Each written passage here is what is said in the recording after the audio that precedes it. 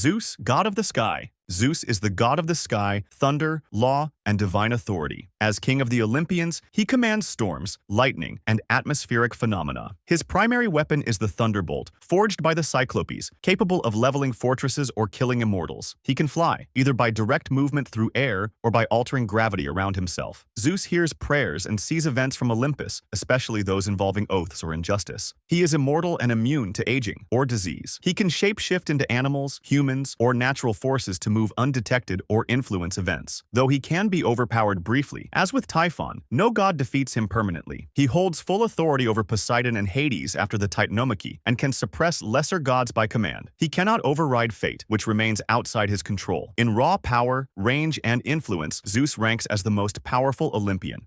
Poseidon, god of the sea.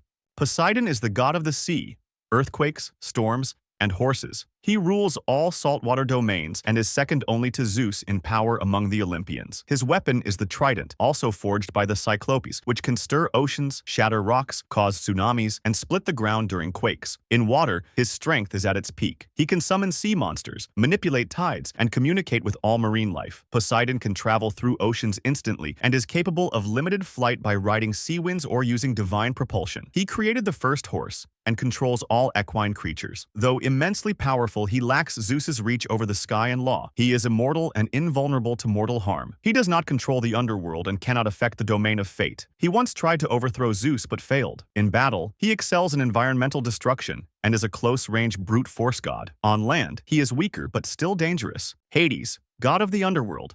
Hades is the god of the underworld, death, and subterranean wealth. He governs all souls of the dead and commands total authority over his realm. He wields the helm of darkness, which renders him completely invisible to gods and mortals alike. Unlike Zeus or Poseidon, Hades rarely leaves the underworld, but within it, his control is absolute. He commands legions of spirits, shades, and entities like Cerberus and the Furies. He cannot fly in the traditional sense, but he moves instantaneously between realms via chthonic pathways. Hades is immortal, invulnerable to mortal weapons, and not subject to aging or illness. He does not govern fate, but enforces the separation between the living and the dead. Though not typically portrayed in open battle, his power is feared. He does not engage in combat unless provoked directly. He is not weaker than Zeus or Poseidon, but his role is more passive and bound to cosmic order. Athena, the goddess of war. Athena is the goddess of wisdom, strategic warfare, and crafts. Born fully armored from Zeus's forehead, she represents calculated battle, law, and intellectual mastery. She is a tactician, not a berserker. Every myth involving combat shows her using planning, defense, and precision. Athena carries the Aegis, a shield with the Gorgon's head, which induces fear and paralysis. She also wields a spear in full armor, but prefers to outmaneuver rather than overpower. She cannot fly unaided, but she can teleport or move swiftly through divine means. Athena defeated giants in the Gigantomachy, overpowered Ares in single combat, and bested Poseidon in a divine contest over Athens. She cannot control weather or death, but excels in any environment that rewards discipline and intelligence. She is among the top-tier gods in effectiveness, though not in raw destructive output. Ares, the god of war. Ares is the god of war, bloodshed, and physical aggression. He represents the chaos and violence of battle, unlike Athena's strategic control. Ares thrives in direct combat, wielding a spear and shield. He is physically powerful, able to rout mortal armies with his presence alone. However, he lacks tactical awareness and is frequently outwitted. He is immortal and extremely durable, but not invincible. He was wounded by Diomedes, a mortal aided by Athena, and once chained by the Alauadae giants. Ares can move at high speed, possibly fly using divine means, and cover large distances in short time. He does not control elements, fate, or nature. His domain is confined to battle. Though feared, he is not respected among gods, often seen as reckless. In direct combat, he can overpower many, but is consistently shown losing to Athena, indicating his limits in divine hierarchy. Apollo. Apollo is the god of the sun, prophecy, healing, plague, music, and archery. He is one of the most versatile Olympians, capable of both destruction and restoration. His primary weapon is a golden bow, with arrows that strike unerringly, used to spread disease or deliver instant death. He can also heal any wound or sickness and taught humans medicine. Apollo is the patron of the oracle at Delphi, where he speaks prophecies through the Pythia. He can fly and travel across the sky, often associated with driving the sun's chariot in later traditions, though this role originally belonged to Helios. He can induce madness or clarity and calm or incite crowds through music music played on his lyre. Though powerful, he does not seek war and is rarely shown in battle. He is immortal, immune to mortal injury, and highly respected. In raw combat power, he is mid to high tier, but his influence over truth, health, and fate makes him strategically critical among the gods. Artemis, the goddess of the hunt.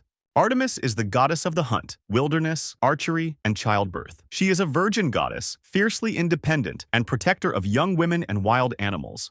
Her primary weapon is a silver bow with arrows capable of causing instant, painless death, both to mortals and mythical creatures. She commands wild beasts and is associated with the moon, which she uses to guide her movements at night. Artemis can move silently through any terrain, travel rapidly through forests and mountains, and is often described as being able to appear and vanish at will. Artemis punished those who violated sacred oaths or desecrated nature, sometimes invoking plagues or sending wild animals as divine punishment. In combat, she is precise rather than overwhelming. While not a war goddess, her lethality and autonomy make her highly formidable. Hephaestus. Hephaestus is the god of fire, blacksmithing, craftsmanship, and volcanoes. Physically impaired from birth or infancy, he is often depicted as limping, but his intelligence and skill are unmatched. He forged all major divine weapons: Zeus's thunderbolts, Poseidon's trident, Hades' helm of invisibility, and armor for heroes like Achilles. He controls volcanic fire and can build automatons, self-moving machines, some made of metal and gold, that guard his forge or perform tasks. He is not a frontline combatant, but has trapped other gods using engineered devices, including a golden throne that held Hera captive. He cannot fly on his own, but uses mechanical constructs, chariots, or flying thrones to travel. Though mocked by some gods for his appearance, his creations are essential to divine power. He is immortal and unkillable by mortal means. In a direct fight, he is limited physically, but in preparation and equipment-based combat, few can match what he builds and commands. Hermes.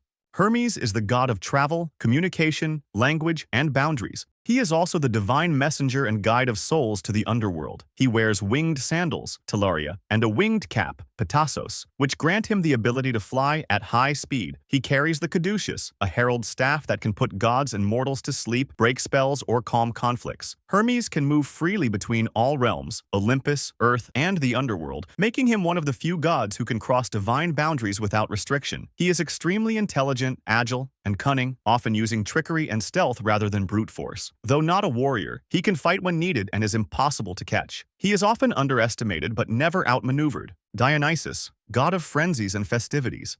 Dionysus is the god of wine, madness, ecstasy, fertility, and theater. He embodies altered states of consciousness and controls both joy and chaos. His powers include inducing uncontrollable frenzy, mania, hallucinations, and emotional extremes in mortals and sometimes gods. He can turn water into wine, grow vines instantly, and animate nature to trap or attack opponents. He rides a chariot pulled by panthers and is accompanied by maenads, mortal women driven to divine madness, and satyrs, who serve as his attendants. Though not a war god, he has defeated armies through confusion, illusion, and psychological collapse. His power is indirect but highly dangerous in groups. He is one of the few gods to descend to the underworld and return alive. In raw combat, he ranks mid-tier, but his unpredictability makes him a serious threat.